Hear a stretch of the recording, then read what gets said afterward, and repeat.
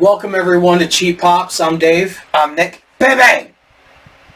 I know you've got the Cactus Jack shirt on, but Now, do you know what it says though up on top? No, because it's in Japanese. I do. It says Hardcore Legend Cactus Jack. Oh, that's cool. Right? That's a cool shirt, and I have the ECW jersey. I like that. I'll have to get me one of those. That's actually pretty cool. It's really worth it. Yeah. So I didn't tell you this. It was like a last-minute decision. And first of all, if you've never seen the show before, we talk wrestling and pop culture. I went and saw Sonic 3 yesterday. Ooh, how was it? It was really good. I don't think it was as good as 2, but it was Jim Carrey at his finest. I mean, he played 2 different characters in this movie, the grandfather of Robotnik and then Robotnik. Amazing. Yes. You want to see Jim Carrey be his weirdest, wackiest self, where he's doing puns and, just playing a character. It was awesome. To have Knuckles, Tails, and Sonic all teaming up against Shadow, played by Keanu Reeves. And if you go to see it, this is no spoiler, there's 2 end credit scenes. There's one halfway through, and then there's one all the way at the end. So I recommend staying. Really good. I hope they keep this franchise going. I have not seen the Knuckles show on Paramount Plus. I do need to watch that. I hope that didn't tie into this movie, but still, it was really good. So I can't wait to see what movies are coming up next year. Going to be really cool. So Absolutely. yeah, I mean, we haven't been able to go see any lately, but hopefully we can change that. Monday Night Raw went to Netflix, and there's been 2 episodes as of, this is Tuesday, we are recording. What did you think of the first episode on Netflix? It was on the 6th of January. It was pretty good. I want to say, wow, Hulk Hogan though. Yeah, Hulk Hogan right there. And right here. He got booed out of the building, and I know a lot of people think it's because that he's a Trump supporter, which is probably part of it, because it was in California. But I'm going to say this, Hulk Hogan made me a wrestling fan. I've gone to Hulk Hogan's beat shop many times. But the more and more you see of him, the more and more that he talks, he seems like a horrible human being. He's been shown to be a racist. He's just, almost every word that comes out of his mouth is a fucking lie. Yes. Every time he talks about slamming Andre the Giant, Andre gets bigger And bigger. and bigger, and it just... And you know what? He learned how to be a carny. He learned how to manipulate people. But he just seems like a shit human being. So I can see why he got booed.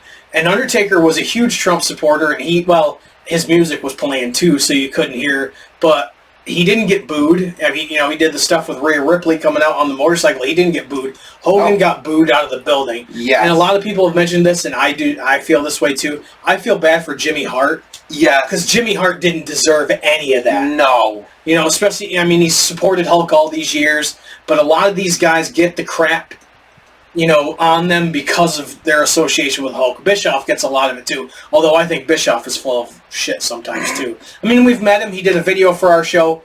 That's cool, but sometimes when you listen to him talk, you can tell he's kind of full of shit sometimes too. We still gotta do an NWO episode, though. We do. We will do an NWO episode. But yeah, Hogan got booed like crazy, and they're still doing... He did a promo video for the next Saturday night's main event. They're selling his beer.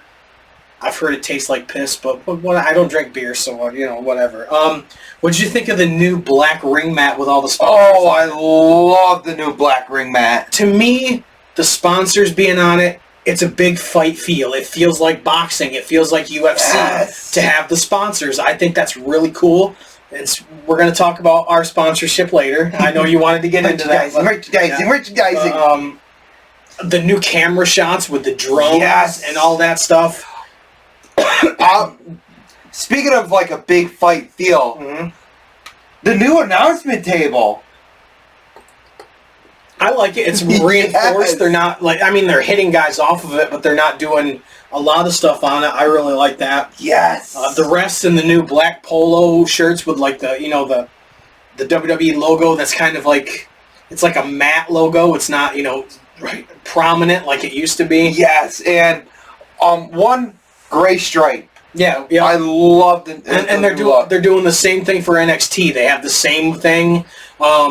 It's Corey Gray, or not Corey Graves, Michael Cole and Pat McAfee on Raw, and they switched Joe Chesatori and Wade Barrett to SmackDown, and Corey Graves went to NXT. From what, if you read everything, he's not too happy about it, but could be a work, who knows? I mean, and Lillian Garcia is now the announcer on SmackDown, and I can't think of the other woman's name, but she's the... she kind of sounds a lot like Samantha Irvin. Yeah, she kind of does. I think that's the feeling they were going for. She's the ring announcer. I'm sorry that I don't remember her name, but... I played the wrestling game so many freaking times, and I go through the announcers, and I still can't remember her damn name. Right, but I think it looks really, really... The feel of it. Ever since Vince has been gone, and they've got this new guy, I think it's... directly fitting the guy that's the producer. I think the feel of it is just, it feels like a big show every time. No matter what they're doing. I did not put Hulk Hogan on the table. No, that's Mr. America. Yes. They're different. He passed the lie detector test. Yes. That Vince McMahon failed, so. CM Punk defeated Seth Rollins in the opening match. Amazing. I mean, absolutely. Seth Rollins has been hitting home runs. CM Punk has been hitting grand slams with everything that he's done. Yes. I think it was a really good match. Jey Uso defeated Drew McIntyre. Rhea Ripley defeated Liv Morgan to finally win back the Women's World Title. And Roman Reigns defeated Solo Sikoa to become the real Tribal Chief. And The Rock put the Ula Fala onto Roman Reigns. That match was awesome. It really was, and I think Solo does not get enough credit for how good he's been the past year. Yes. A lot of people have been, they wanted Roman Reigns, but I think Solo has really taken to this role, and if they keep the group together with him and Tama and Jacob Fatu and Tonga Loa, I think that, and keep Bronson Reed in it when he comes back. Having factions is a good thing. I mean, the Wyatt Six moved to SmackDown. You have the Wyatt Six who are babyfaces going against that bloodline. I mean, they won't call it the bloodline. I think that could be really, really cool. Absolutely. And I want to talk about how much I'm liking Solo Sikola's music. Yeah, his music is a banger. I got to admit. Yes. Did you catch the second episode of Netflix? Yes, I did. Okay. I put again, the drone shots are sick. I mean, they went straight from the concourse right through one of the entrances, right down over the crowd and around the ring. It's amazing, the stuff that they're doing. And I love the fact on commentary they mentioned the drone. Yeah, it's really, I mean, the awareness that they have of, what they're doing and the way that they're doing it. And, they're not, I mean, even when we'll talk about the debut, even Michael Cole had self-awareness at one point. But they start the show with CM Punk. One thing I wanted to mention, because he mentioned it in an interview, a lot of people are wondering why he's using the re-recorded version of Cult of Personality. Because if he used the old one that he had been using in 2011 to 2014, and the one that he used in AEW, most of that money goes to the record company. If he uses the re-recorded one, all of that royalty money goes to the band. So, great idea by Punk. I applaud you for that. That's a great idea. So, that's when I first heard it, I was like, oh man, it's the re-recorded one. I'd rather him use the old one. But when he explained why, completely support that. Yes. So, Punk declared himself for the Rumble. He gets interrupted by Seth Rollins, and Punk's facial expressions and the way he can't really interrupt. Yeah, exactly. He's all exacerbated, just leaning on the ropes and all that stuff. It's great. Rollins declares for the Rumble too, and then Drew comes out and Punk's just like, Jesus, and Punk and Rollins are ready to fight, and Drew declares himself for the Royal Rumble. I believe it's only 10 men that have declared themselves for the Rumble so far, and I think Nia Jax is the only one that's declared herself for the Women's Rumble so far. So yeah, exactly. And then before they do the commercial, Chad Gable comes out, so immediately it's Penta time. And Michael Cole mentioned it, the worst kept secret in the business. Everybody knew Penta was debuting. If you didn't know, I don't know how you didn't know. But, Gable wanted the best luchador other than Rey Mysterio. It's Penta. It's so awesome. Yes. And the gear he was wearing was, I believe, a tribute to La Parka, which is just awesome. Yes. Cole mentioned TNA, that he was a TNA champion and a Lucha Underground champion. So cool. They never did that for Ricochet. Talked about it. Mm-hmm. Chelsea Green spent time in Lucha Underground. Io Sky spent time in Lucha Underground. There's a lot of WWE people that spent time in Lucha Underground that they never mentioned. So I'm glad that they're finally doing that. Yes. And like I told you in the car, I wish that they would bring back Lucha Underground onto Netflix. Yeah, that would be cool. I don't know if they'll ever do it, but that would definitely be... Because I want to finish watching it. It was really good. I'm glad it wasn't just a squash match by Penta on Gable, because Gable is so good, and I knew he could carry him to a good match. Penta did the Penta Driver for the win, and then he did a really emotional promo. Some of it was on was in Spanish, but he's learned a lot of English. He did a lot of that promo in English, so that could only help him, because I think that's one of the things that hurt Andrade for a while, was he couldn't really speak English that well. But Penta seems to be picking it up really good, so I hope that's going to help him. I think that's the other thing that hindered Sin Cara. Yeah. Well, Sin Cara he was screwing up everything he ever did, so that definitely didn't help him. And then another great match, Sheamus against Ludwig Kaiser. Good hard-hitting match. Yeah, absolutely. Sheamus won with the brogue kick, and then he confronted Braun Breaker, the Intercontinental Champion, in the front row. You need to have Sheamus win that title. If you're going to build this up and build this up and build this up and then not have him win, that's just stupid in my opinion. It really is. And then Gunther came out for a promo. Jey Uso interrupted. It's going to be Gunther and Jey Uso on January 25th for Saturday night's main event. I said this to my buddy Dave, and he thinks I'm crazy. I think they might pull the trigger on Jey Uso and have him win the world title on Saturday night's main event. What better way to pop a rating and to lead into the Royal Rumble, and then Elimination Chamber down the line, to have Jey Uso win the world title? They haven't really done a lot with Gunther since, Bash in Berlin. They haven't really, a Survivor Series, he had the match with Priest, but I would rather see Gunther win the Rumble or something like that, or win Gunther winning the Elimination Chamber and going for the World Heavyweight title would be against Jey Uso would be awesome. Saying it's my redemption, I'm going to get the title back, and they've been kind of turning him babyface anyways, so I would like to see Jey Uso win it. I wouldn't be surprised if they do it.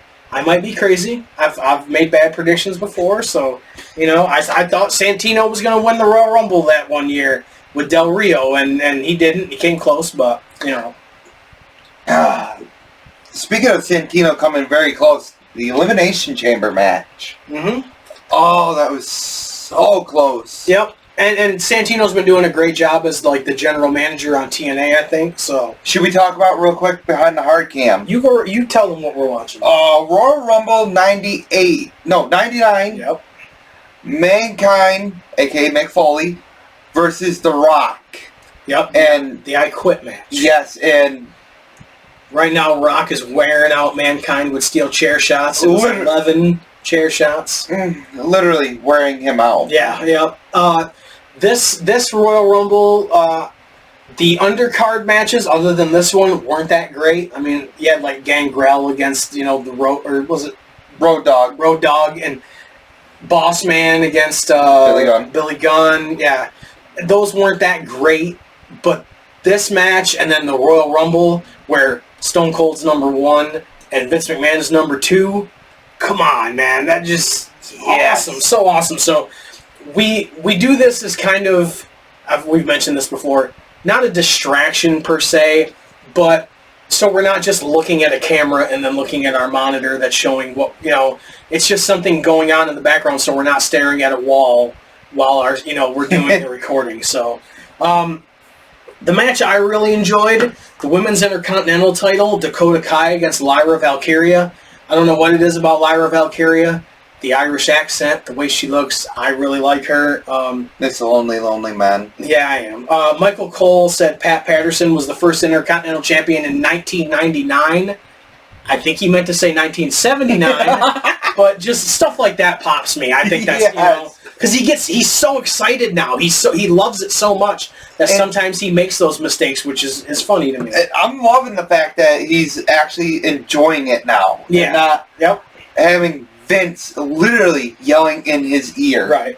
Did you hear the thump when they did the suplex to the outside and on the floor? Oh. You never heard that real thump with the old mats, but these mats, I don't know if it's just because there's not a lot of give in them, but when their bodies hit that mat on the outside, you can hear it just it's a thud. Yeah, it's kind of like it gives me goosebumps when it happens, because I wouldn't want to feel that whatsoever. No. Kind of like when you watch a video of a dude getting kicked in the balls and you're just like, you get that feeling, yeah. Lyra Valkyria won first Intercontinental Women's Champion. I figured Dakota Kai wasn't going to win it. I don't think they're ever going to go with Dakota Kai for anything. Kind of like Candice LeRae. They're just always going to be side characters, which, they might pull the trigger on her eventually. I'm hoping. Maybe. I don't see it. Not everybody can be world champ. Mr. Perfect was never world champ. Razor Ramon was never world champ. Which shows who deserved it. Yeah, $1 Million Man was never a world champ. Some people just aren't going to do that. You can still be a great wrestler. You can still be, a name. Like, think about a guy like Steve Blackman or Hardcore Holly or Gangrel. Any of the Attitude Era guys, or like guys like Dino Bravo back in the. You still remember their names. They didn't. I mean, Dino Bravo was a tag champ, but you still remember them, whether they got the acclaim of being a world champion or not. You still remember them. Jake the Snake Roberts, never a world champion. Well, I guess Smoky Mountain champion, but everybody's going to remember Jake the Snake Roberts. Yes. So not everybody can be a world champ. Not everybody's going to be the world champ. So Dakota Kai, great wrestler. It was a great match, but I like Lyra Valkyria. Miz against Sami Zayn. This was kind of built up in a backstage thing earlier in the night. And they kind of gave it away before, because they said, still to come. Yeah. Underneath the screen. Yeah. And it's like, really? I thought this was a pretty quick match, actually, for, what they usually do. Sammy got the Haluva kick and the Blue Thunder Bomb, got the win. Miz is just going to be there. He's always going to be, he's not going to be a top tier guy, but he's always going to be one of the guys that they feature because he can talk and he does the media and all that stuff. And I guess he has charisma. He's a former 2-time WWE champion. The crowd went nuts when Rhea Ripley came out. She's a star. She's always going to be a star. She's got that gothic, well, not gothic, but just the tattoos and all that. She's got that look. Tattoo? But she was like what Luna Vachon would be right now. If Luna was in the WWE right now, in her prime, I mean, she doesn't have the classic good looks but she would just, there's enough people that like that look now that she would be a huge star. She would be Rhea Ripley right now. Absolutely. I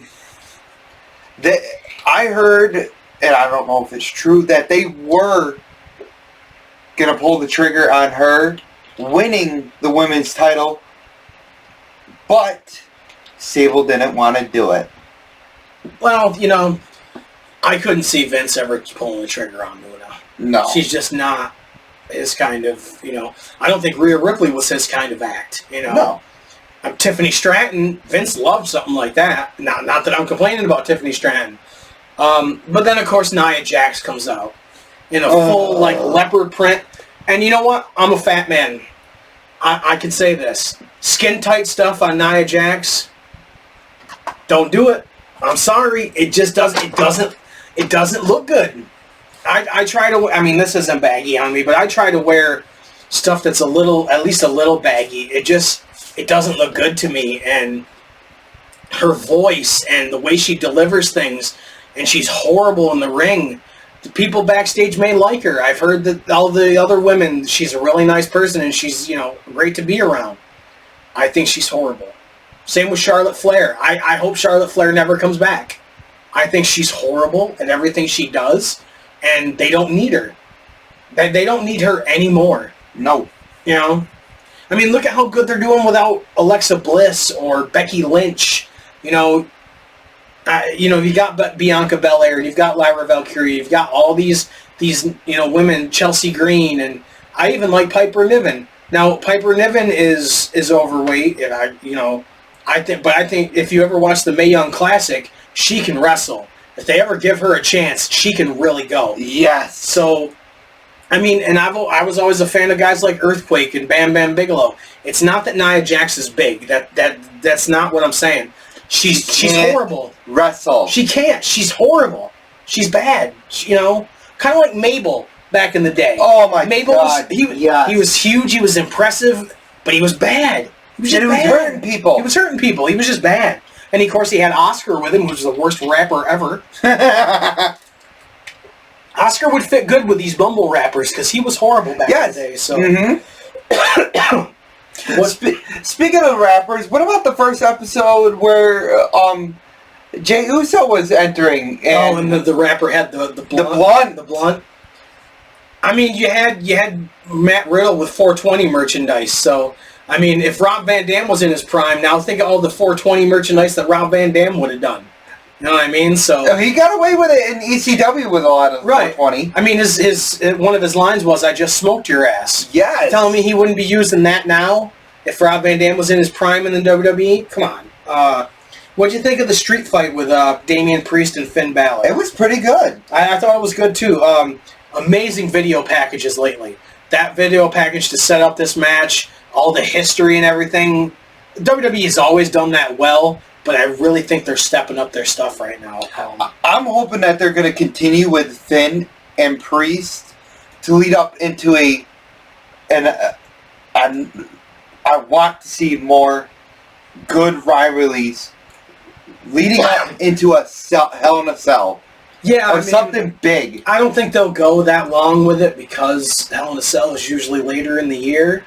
Or an I Quit match. Yeah. Would be awesome to put an end to it. I could see them doing a 6-man tag at WrestleMania with the War Raiders and Priest against Finn, JD McDonough, and Carlito. I could see that happening. Yes.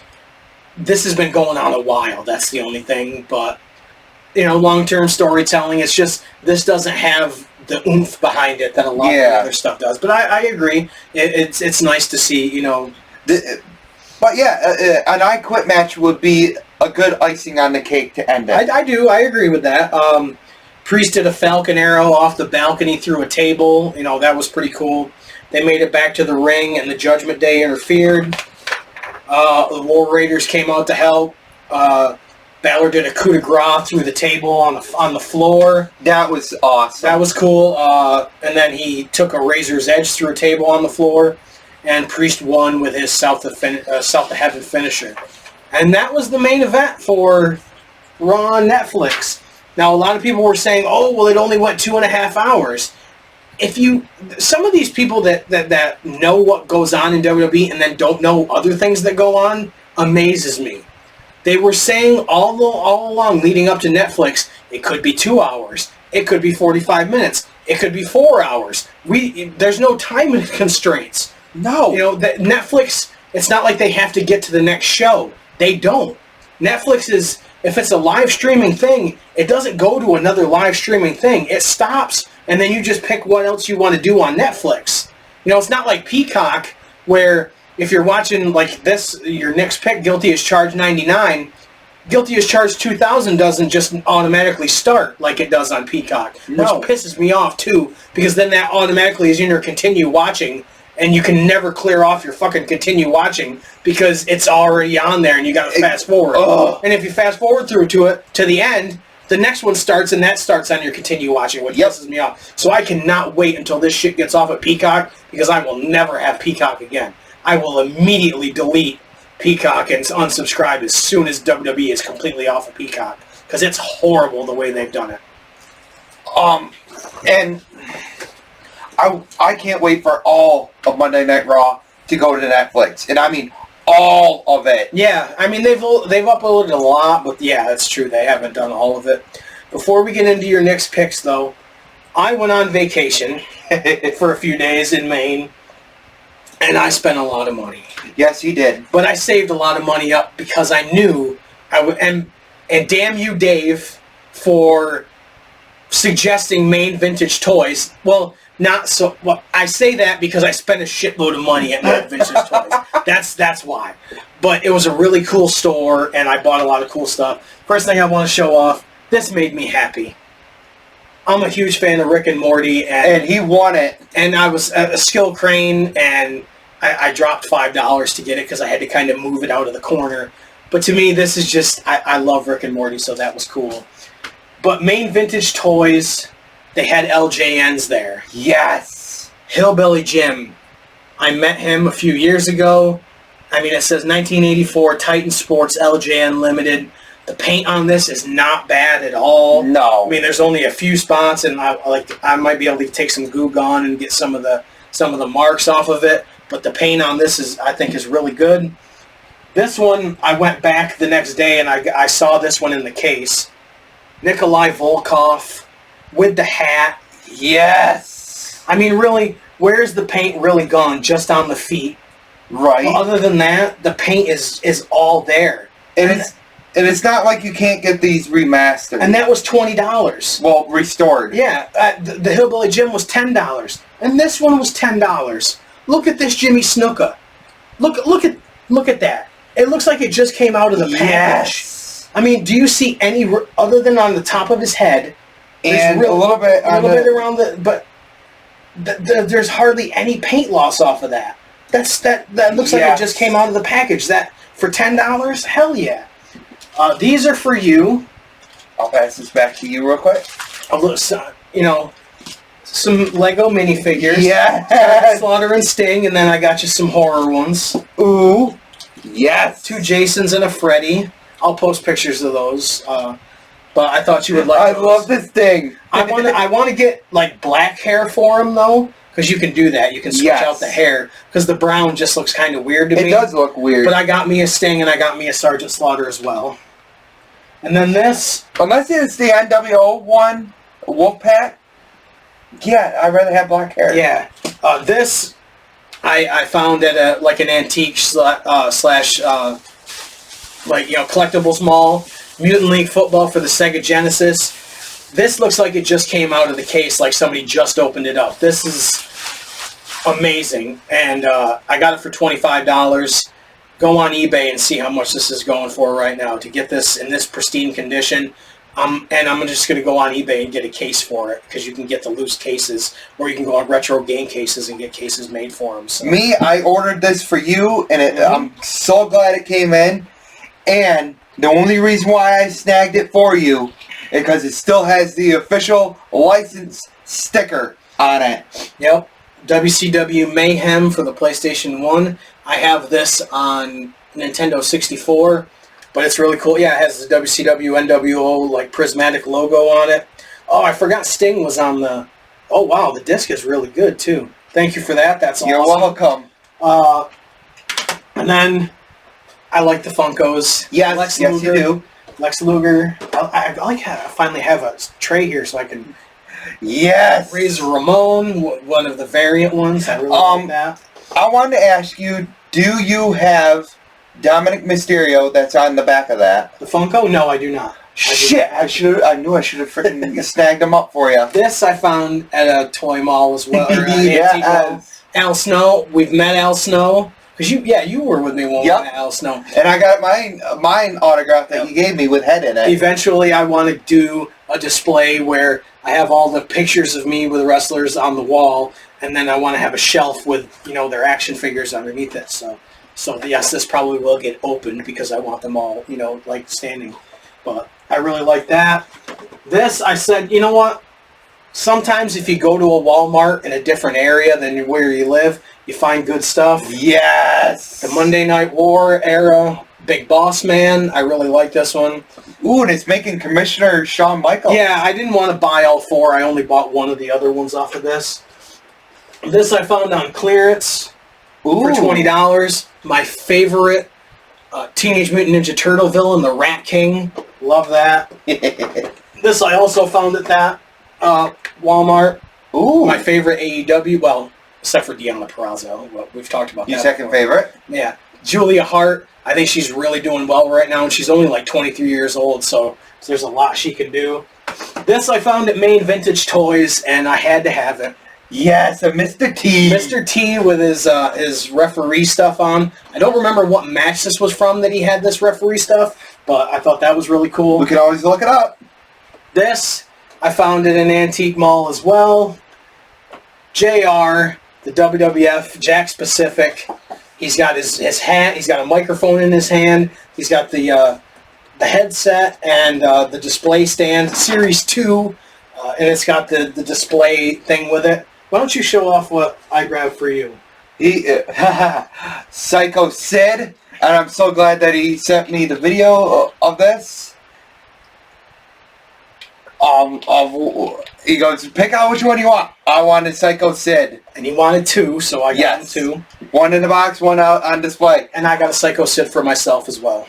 Oh, too bad it didn't have Ravishing Rick Rude. See, and that's the thing, is when I was in Maine, I went to a Target, and they had that Ravishing Rick Rude out, but it wasn't the release date yet, so they didn't put it. They had put it out on the shelf, but they couldn't sell it to me. So that sucked.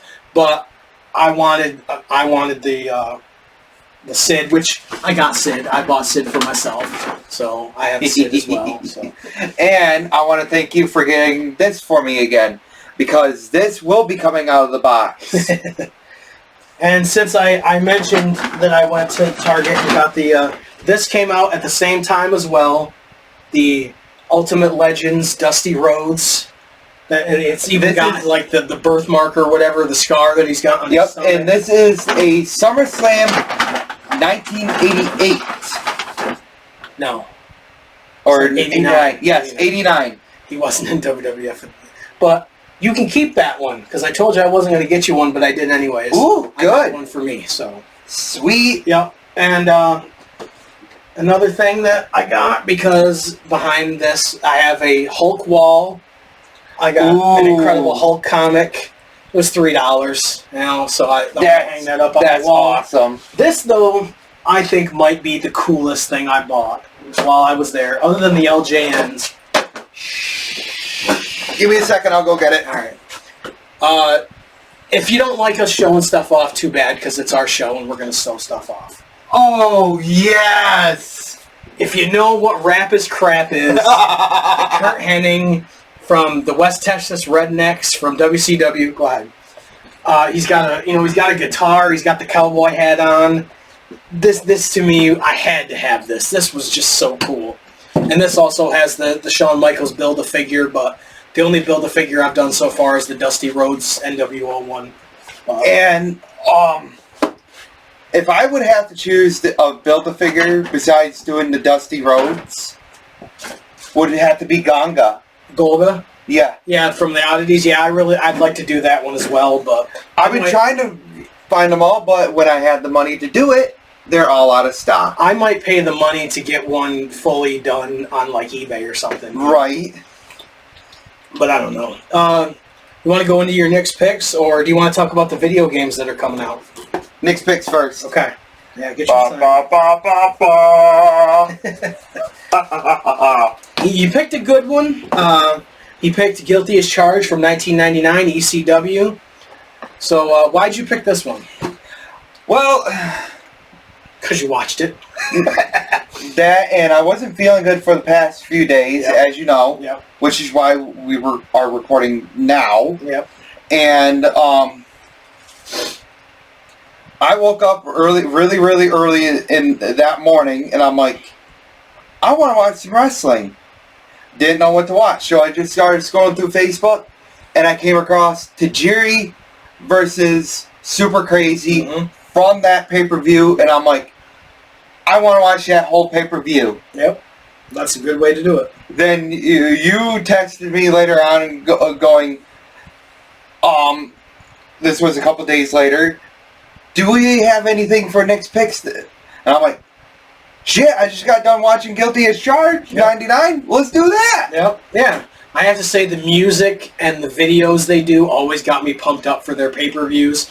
That you know, this is extreme, and then that music and, you know, the highlight videos that they would put with it were just always so good.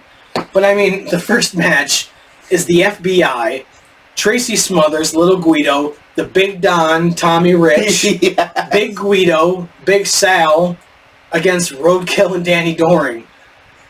All of those guys. And you know, Tracy Smothers is doing his weird dance. This is when the FBI was still being goofy. Yes. When it was Little Guido and Tony Mamaluke, they kind of were doing serious matches at that point. But this is when you had all those people and it was just goofy.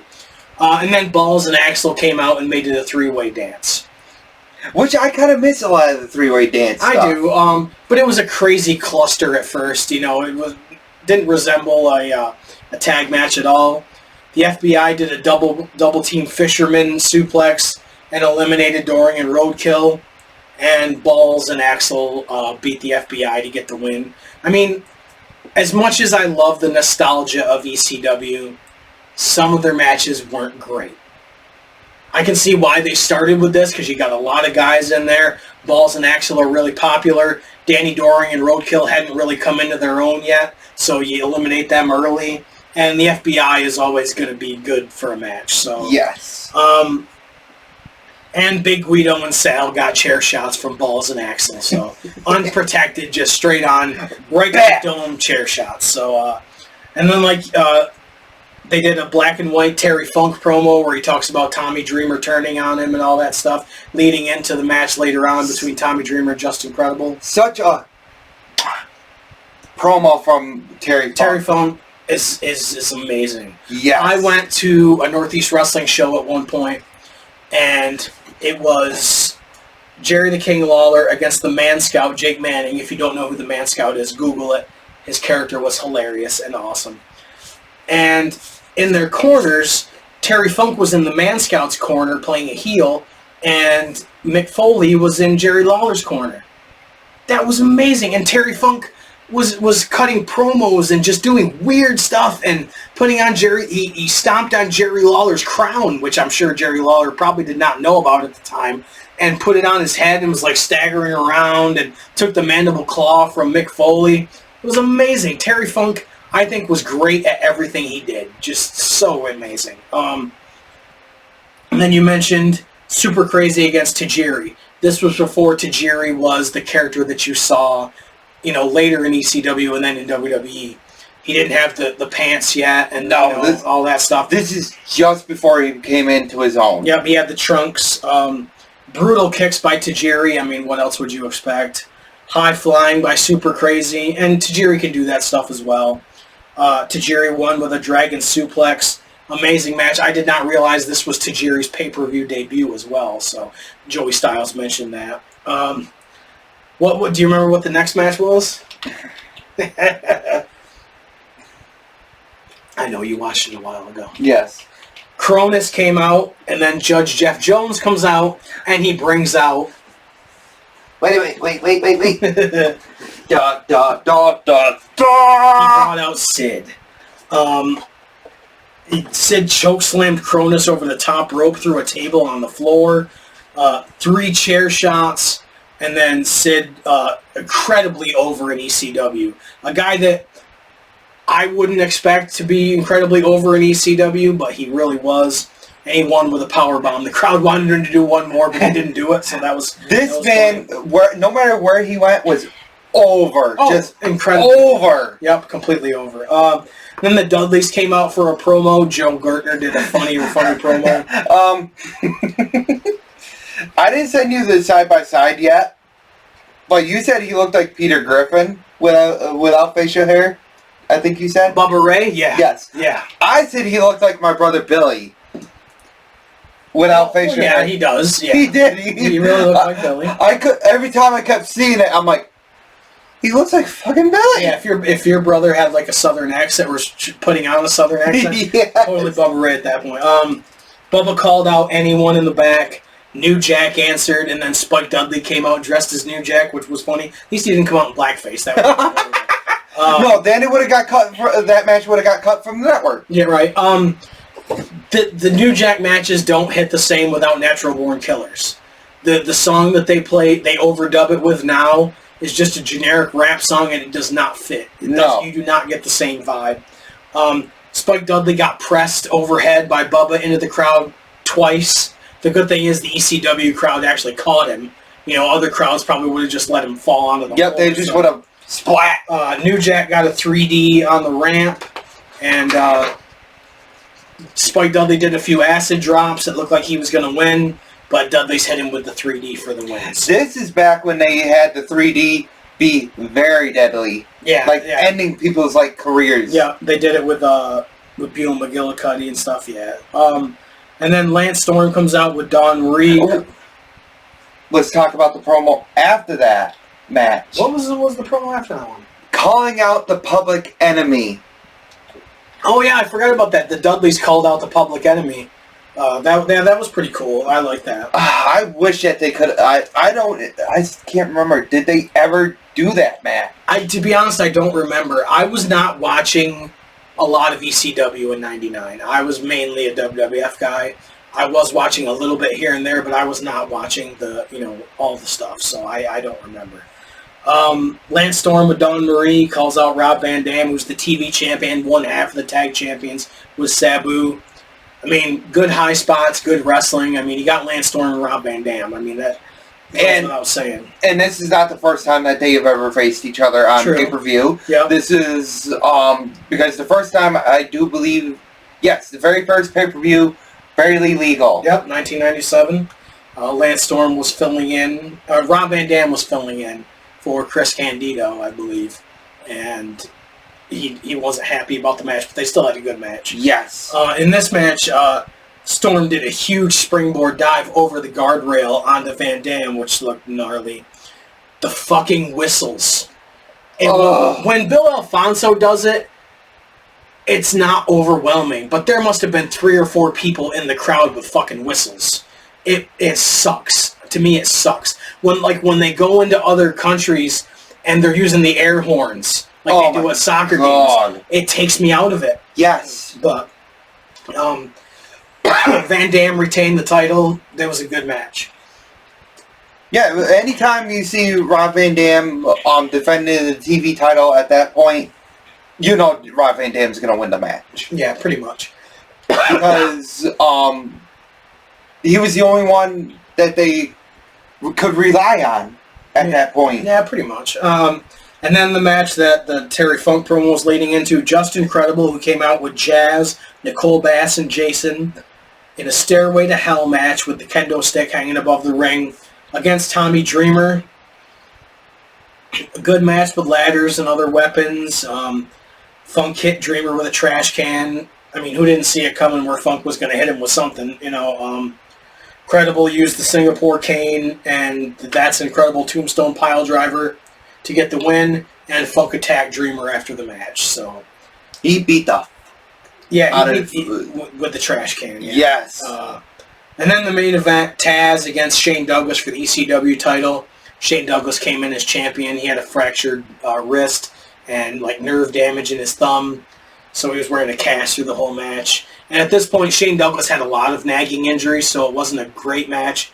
I wrote, it's funny to see Taz be such a badass here, and then to be the goofy commentator in WWE and TNA years later.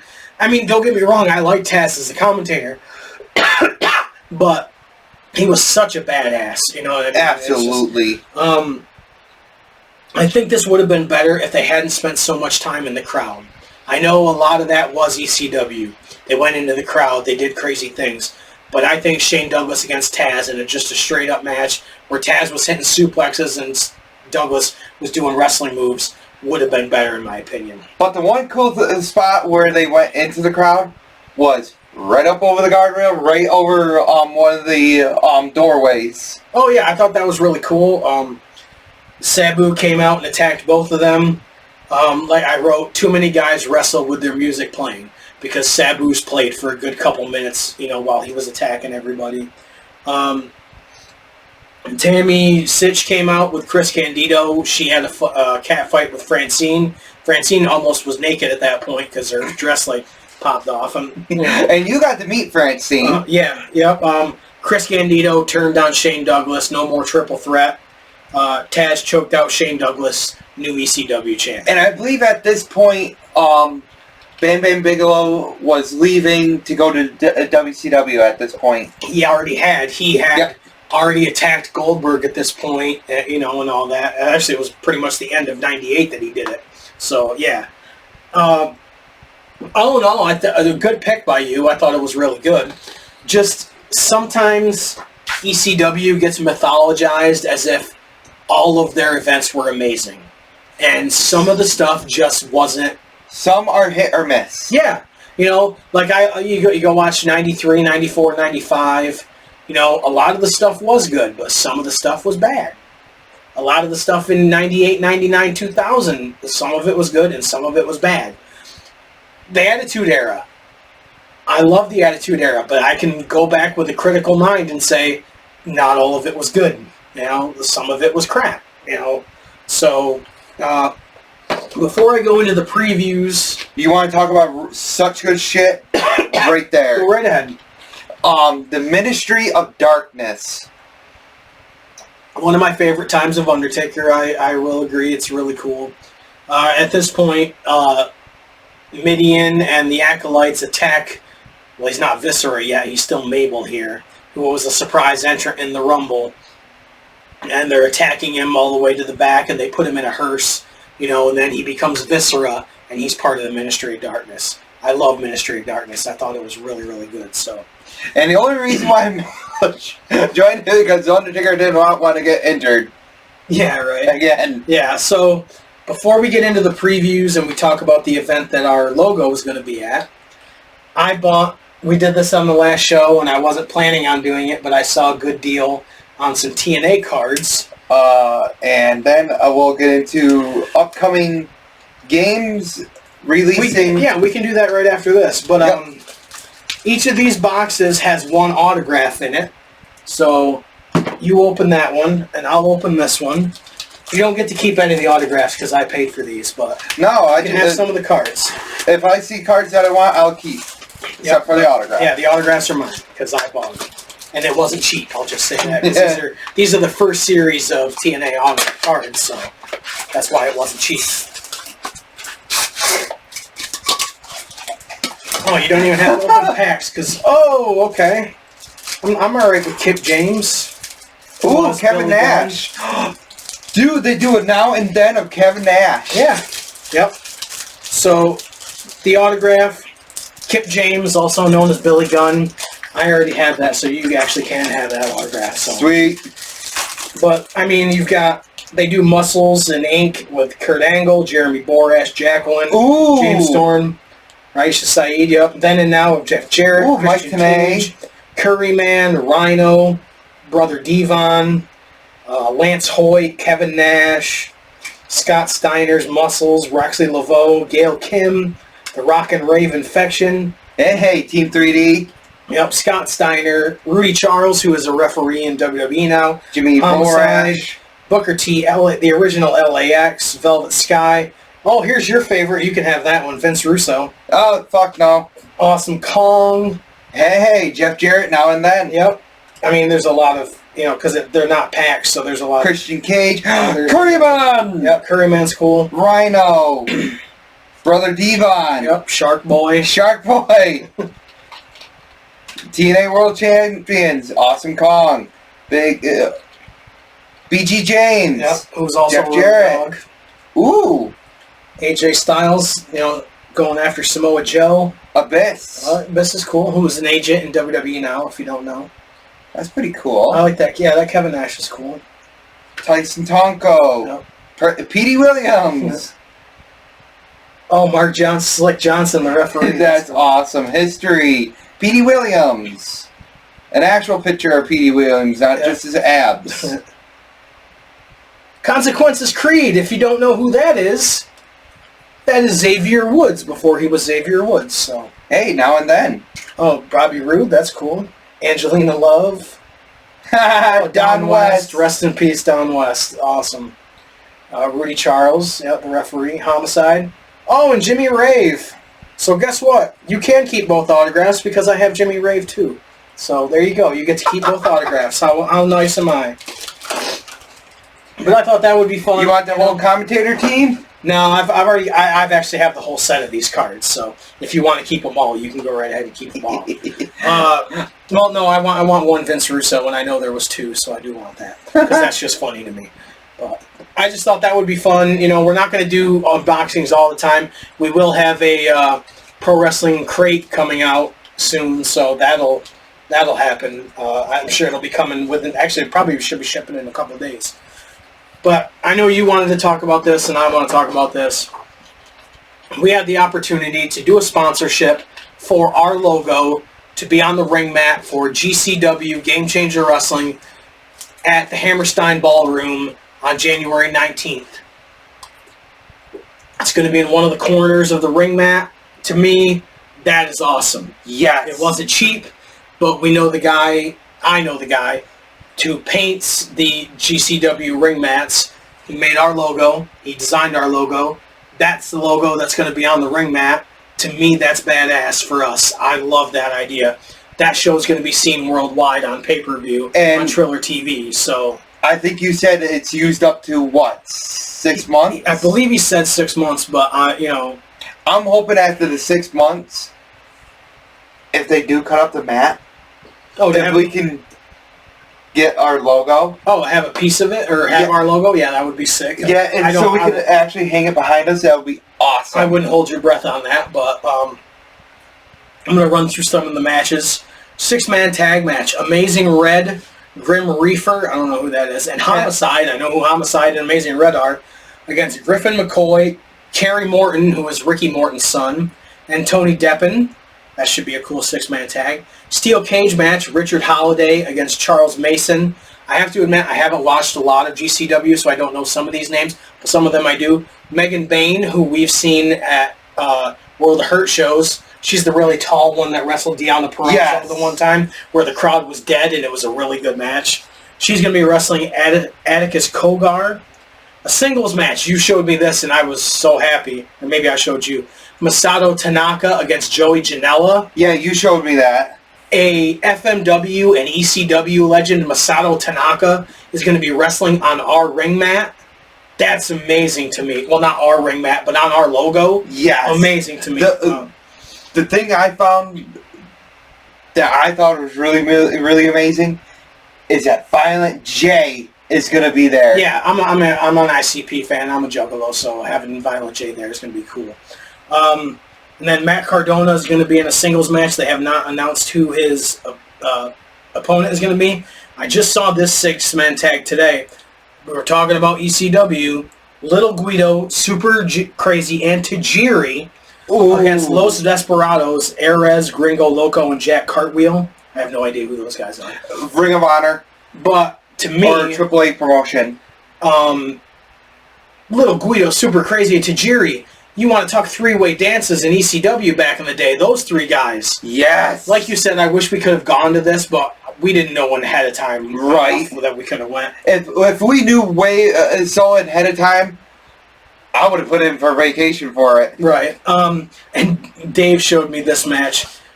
Josh Barnett in a Bloodsport match against Tom Pestock. I was like, who the hell is Tom Pestock? And then I looked at the picture. It's Baron Corbin.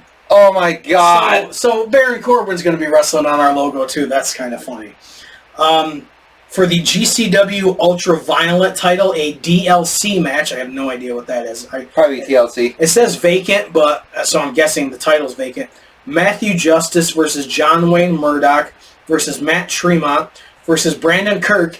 And I don't know if you'll remember this name, but I remembered it. Dr. Redacted. Do you remember what Dr. Redacted was from? Yeah. He was from that death match, DVD and he that we watched. He stuck it right through the guy's a syringe. So that's cool. I think that's funny. Against Drew Parker. A singles match, El Hijo del Vikingo, I know who he is. Against Sidney Akeem, I have no idea who he is.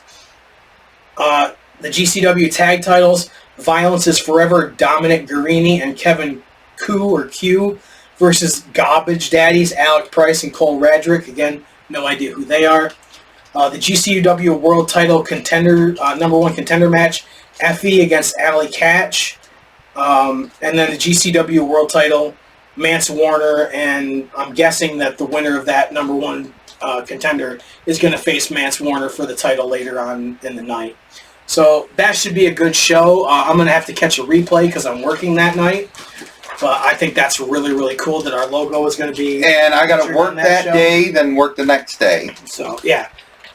I do believe. So we will watch it and we will review it because, goddammit, our logo is going to be on the ring mat. Yes!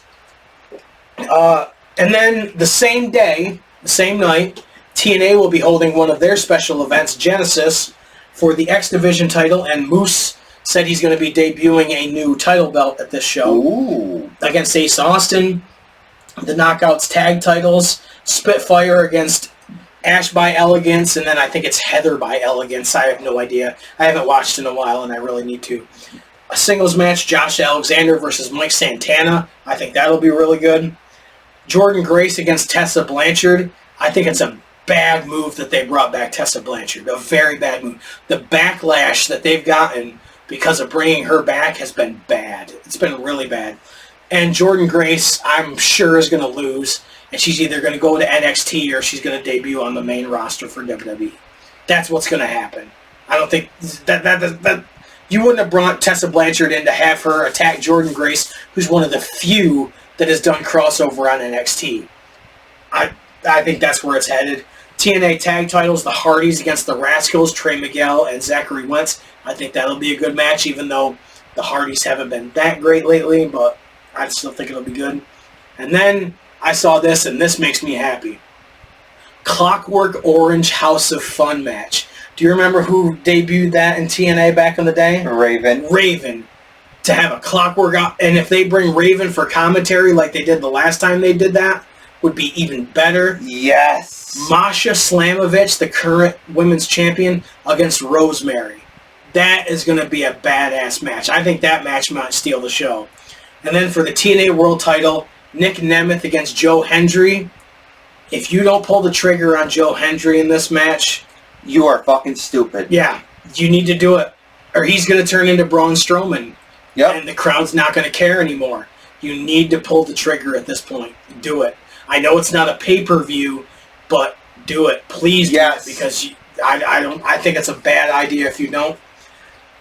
And the last thing I wanted to mention, Immortal Championship Wrestling in St. Johnsville, New York on February 22nd. Ron Simmons has been announced for this show. I don't know any of the other, wrestlers that are on this show because it's an indie show that we've never been to. But we are going to be doing a table there. So come say hi, come check us out. It's the easiest way for us to get the word out about our show. So that's what we're going to be doing. Besides getting our logo on the ring mat. Yeah, that should be really cool for us as well. Why don't you wanted to talk about the new video games I forgot about that are coming out. Might need your help a little bit reading some of these. Death Stranding 2 on the Beach. Forever Skies. The new Ghost of... Yote? Yeah, that's cool. Little Nightmares 3. Monster Hunter Wilds. Yep. The new Doom game. Oh, the Dark Ages. That's cool. Yes. I like that. Civilization 5. Yep, I have no idea. Mafia, the old country. If you ever played any of the old Mafia games, they are really good. Yep. Borderlands 4. The Midnight Walk. I have no idea what that is. Then we got... After that, we have... Pirate Yakuza in Hawaii. Okay. Then... Where Winds Meet. Okay, I have no idea. Destiny... Dynasty Warriors. I've heard of that. Origins. And the one I can't wait for, Assassin's Creed Shadows. Nice. Hell Is Us. No idea. Split Fiction? No idea. Crimson Desert. Some of these look promising, some of them don't. Baby steps. Okay. No, that's a lot of games coming out. So, are they all coming out the same day, or are they? They have them like just announced right now. Okay. So, sometime during this year, these are releasing. I'm sure you'll play a lot of them. A lot of them look like you're kind of. A lot of them look very promising. Assassin's Creed, the Mafia one. Definitely Doom. I cannot wait for that one. Yeah, the Dynasty Warriors look pretty cool. Borderlands I've never played, but I do want to play because I watched the movie and I liked it. Even though people hate the movie, I liked it. So. I played almost every single one of the Borderlands games, and I beat almost every single one of them. And isn't the WWE 2K25 coming out soon? Yep. And when the pre-orders open for it, you damn better believe I'm freaking pre-ordering it. I'm sure he'll do a review of it, and we'll be talking about it. So, and I'm going to get it as well because he gave me an Xbox, and I'm going to put it on there. I'm surprised that you haven't got 2K24 yet. Yeah, I know. I spent way too much money on this stuff. I can't do everything. Then I got to teach you how you can upload stuff from your phone to the game. Yeah. So we can do some of the arenas I created. Yeah. Yep. So we'll have more to talk about on the next episode. I kind of want to keep talking about Raw on Netflix because I think we might not hit every episode, but I think it's a really good thing that we can talk about. We do need to talk more about AEW. There is a lot going on and a lot of crap going on, but I believe there's also a lot of good things going on. So. And their next pay-per-view is not till March, so but there's a lot going on. So, and I do want to put a special thank you out there to like a lot of the first responders and everything about what's going on in California. Yeah, the wildfires, that stuff's horrible. It is. And anybody politicizing this, or I don't care if you're religious, that's fine. Yeah. But if you're saying this is God's punishment for the way people are out there, you're an asshole. You really. To make something, of this thing other than the tragedy that it is, you're an asshole. Just be compassionate and, the same with the hurricanes in North Carolina and all that stuff. It doesn't need to be political. It doesn't need to be God did it or God's, wrath or anything like this or the way people act or, they deserved it. If you say that people deserve this shit... You're a fucking moron. Yeah, I don't ever want to talk to you. Nope. But... there's people there are firefighters from Mexico coming to help. There's firefighters from Canada coming to help. The wildfire problem in California is horrible. It really is. But when you have that amount of area, and it's hard to contain that stuff. And I saw videos of where people are using drones to kind of try to get video of it, and they're hitting the planes that are trying to drop stuff onto these fires. So. People are exacerbating the problem. That's the thing. And yes. And so I agree. The first responders and everybody that's doing stuff to help, awesome. And I hope that they can contain this. And, I hate seeing stuff like this. Natural disasters suck. So. The only thing I found funny was the interviewer did not know who Steve Guttenberg was. Yeah, that was kind of funny. Yeah. He had no idea who Steve Guttenberg was. And even after he pulled the mask down, that was kind of funny. Yeah, I forgot about that. Yeah, that was kind of funny. But I hope this all stops and they can get it contained, and because it sucks. So, so we'll probably talk about Raw on Netflix again. We'll definitely be talking about GCW and probably TNA. I'll get it to you, and you can watch that. We'll talk about that. And I sent you the thing where the TNA. I think I still have it. The front row. Package that they have for the TNA 500 and something. It's $599, but for what you get, this to me is more appealing than a WWE one. The Genesis Power Slam front row ticket package. It's in Dallas. Pizza party with the Hardys and Nick Nemeth. If you don't know who Nick Nemeth is, Dolph Ziggler, who was the TNA champion at the time. The Hardys are the TNA tag champions right now. Early entry for the Hardys meet and greet. A Texas barbecue NA, I like play on words, with Joe Hendry, Jordan Grace, Mike Santana, and others. A TNA backpack and TNA tumbler, early entrance into the show, and you take home the chair on the front row. That's fucking awesome. For $599? That's like nosebleed sections for WrestleMania. Yeah. You know, and you don't even get to keep the chair for that. Right. So if they do a special around here in the Northeast where we can go, I'm definitely doing that package. Yep. That's the amount of stuff that you get for and that. How much did we pay for the one that we went to? Front row? No, we weren't front row. I don't know. Was it $50 or $60 for the tickets? So, and what were we, like third row? And it was worth it. Yeah, it was. So front row for $600 and you get all of that. That's worth it to me. Yes. And when we ran down the card, that's a pretty good card. That is a pretty damn good card. Tessa Blanchard being there, but right. So we'll talk about that. We'll talk about GCW. We'll talk about Raw on Netflix. I'm sure he'll have more video game stuff, and he's got to pick a Nick pick for this one too. So, thank you so much for checking out the show. I think our social media is going to be pared down to Facebook because TikTok is supposedly going away. We can still put up short videos on YouTube. Or on Facebook. And Twitter is a fucking cesspool. It is a fucking cesspool. It's horrible. To me, it's not worth it anymore. And Facebook is easy to post a lot of stuff on. And it's easier. Most people have Facebook. So I don't know if, I have to keep Twitter for where we upload stuff. I don't know. But I'm going to check on that. It might just end up being Facebook. If I have to keep Twitter just to put stuff out there, I will. But to me, it's not worth it anymore. And I already deleted our Instagram because we weren't posting stuff on there anyways. And if TikTok stays, we will do more TikTok stuff. We are going to get together and make a bunch of green screen videos to have fun with. So we didn't get the green screen for nothing, people. We have ideas. I kind of want to get a smaller one because this one is way too big. I mean, it hangs all the way around the floor. But thank you so much for checking us out. CheapHopShow.com for our website, which is a gateway mostly to the social media. Check us out on Facebook and Twitter. I'm going to say cheaphops.redbubble.com. Merchandising. We have stickers. We have shirts with all our logos, including that one, the one that's going to be on the GCW ring map. Thank you, Dave Cole, for giving us that opportunity. Thank you. Really appreciate that, and we will mention you again because his artwork is amazing. Our logo and another one of ours that he's done. Our full scale.